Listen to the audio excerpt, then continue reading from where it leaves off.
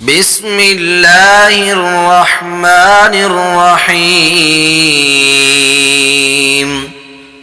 قل أعوذ برب الناس ملك الناس